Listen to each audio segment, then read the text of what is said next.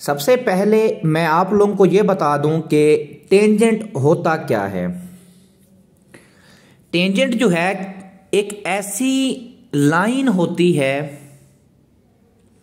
जो किसी कर्व को एक पॉइंट से एक पॉइंट पे टच करती है। मैं बात कट की नहीं कर रहा, टच की कर रहा हूं। कट करने में और टच करने में फर्क होता है। एक ऐसी लाइन जो किसी कर्व को टच करके साइड यानी टच करती है, वो लाइन हमारे पास टेंजेंट कहलाती है। और एक ऐसा सेगमेंट जो उस टेंजेंट के भी परपेंडिकुलर हो,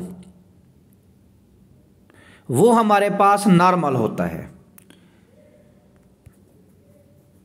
अब हम आते हैं इक्वेशन, किसी कर्व की इक्वेशन ऑफ टेंजेंट, क्योंकि टेंजेंट भी तो एक लाइन ही है।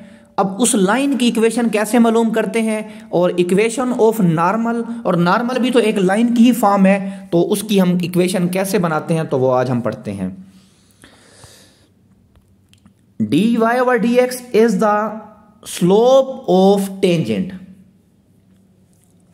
और अगर इसी डेरिवेटिव का रेसिप्रोकल ले लें और -1 से मल्टीप्लाई कर दें, is the slope of normal, क्योंकि नॉर्मल जो होता है टेंजेंट के परपेंडिकुलर होता है, तो इसीलिए उसी डेरिवेटिव को रेसिप्रोकल करेंगे और -1 से मल्टीप्लाई कर देंगे, तो वो हमारे पास नॉर्मल की स्लोप आ जाएगी।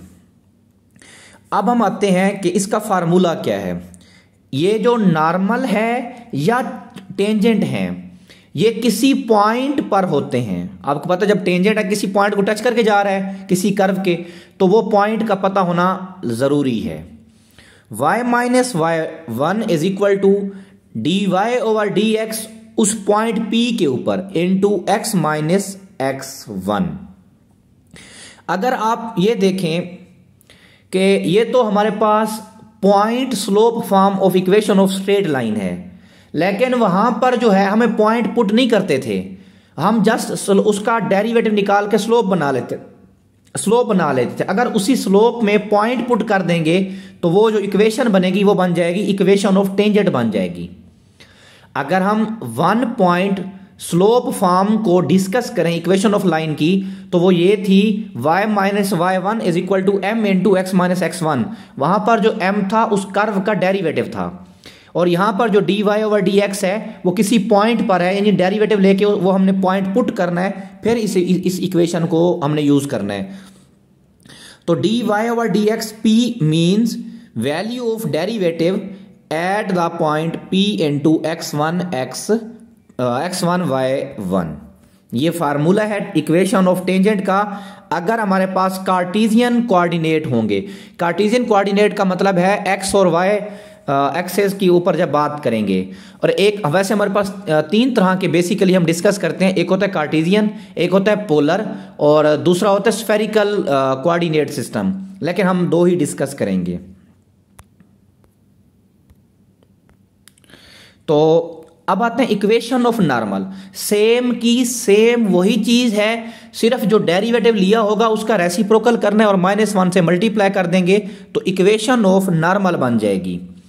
और अगर इसी को हम सिंपलीफाई की फॉर्म में, सिंपल फॉर्म में लिखना चाहें तो वो बनेगा y माइनस y1। अब देखो ये डेरिवेटिव डिवाइड हो रहा है, y वाले के साथ मल्टीप्लाई हो जाएगा, और ये -1 जो है इधर आकर ये प्लस में हो जाएगा, तो ये इक्वेशन ऑफ नॉर्मल होगी। अब मैंने एक एग्जाम्पल ली है कि इक्वेशन ऑफ नॉर्मल और इक्वेशन ऑफ टेंजेंट हम किसी कर्व की कैसे फाइंड आउट करते हैं। Find the equation of tangent and equation of normal at the point P into x1 y1 of the curve ax square plus by square plus 2hxy plus 2gx plus 2fy plus c is equal to 0। ये curve हमारे पास है। आपको पता है कि equation of tangent मालूम करने के लिए हमें किसी पॉइंट के ऊपर डेरिवेटिव चाहिए, और पॉइंट उसने दे दिया है P ऑफ P जो है वो x1 और y1 दिया हुआ है। फर्स्ट ऑफ ऑल हमने डेरिवेटिव लिया, ये डेरिवेटिव लिया, डायरेक्ट मैंने डेरिवेटिव लिया हुआ है। अच्छा जी, डेरिवेटिव लेने के बाद मैंने डेरिवेटिव वाली टर्म अलग कर ली और सिंपल टर्म को इक्वल टू के दूसरी साइड पे ले गया। हमें तो डेरिवेटिव चाहिए y का, वो जो मल्टीप्लाई इधर आकर डिवाइड हो गया, ये आया डेरिवेटिव।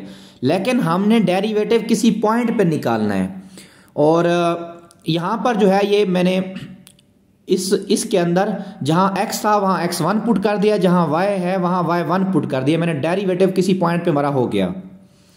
अब हम क्या करते हैं, इक्वेशन ऑफ टेंजेंट का मैंने यहाँ फार्मूला लिखा है। डेरिवेटिव किसी पॉइंट पे मैंने पुट किया, यहाँ y1 भी वही है और x1 भी वही कुछ है। इनको सिंप्लीफाई किया और सिंप्लीफाई करने के बाद ये मेरे पास एक इक्वेशन आई। ये इक्वेशन ऑफ टेंजेंट है उस कर्व की। अब हम निकालते हैं इक्वेशन ऑफ नॉर्मल। अब हमने ये जो हमारा डेरिवेटिव आया हुआ है इसी को हमने रेसिप्रोकल करना है। रेसिप्रोकल करके माइनस से मल्टीप्लाई कर देंगे। सिंप्लीफाई करने के बाद ये हमारी एक फॉर्म बन चुकी है। ये हमारे पास है इक्वेशन ऑफ नॉर्मल। बाकी जो ये सिंप्लीफिकेशन है ये आसान है, आप इसको खुद ही देख सकते हैं।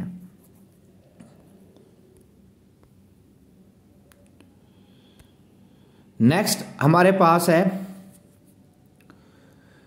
कार्टेशियन कोऑर्डिनेट जो है वो पैरामीट्रिक रिप्रेजेंटेशन। अगर हमारे पास पैरामीट्रिक फॉर्म आ जाएगी तो हम उसका इक्वेशन ऑफ टेंजेंट और इक्वेशन ऑफ नॉर्मल कैसे मालूम करेंगे।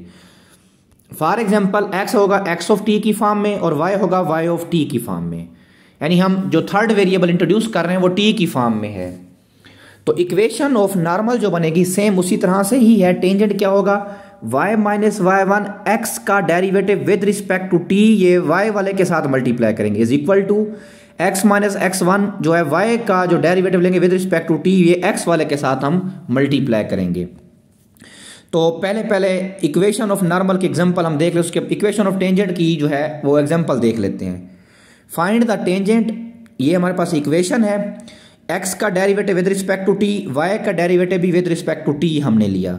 टेंजेंट वाली इक्वेशन में पहले y माइनस y1 हमारे पास जो है यही वाला है 2at है, और x1 जो है वो at स्क्वायर है।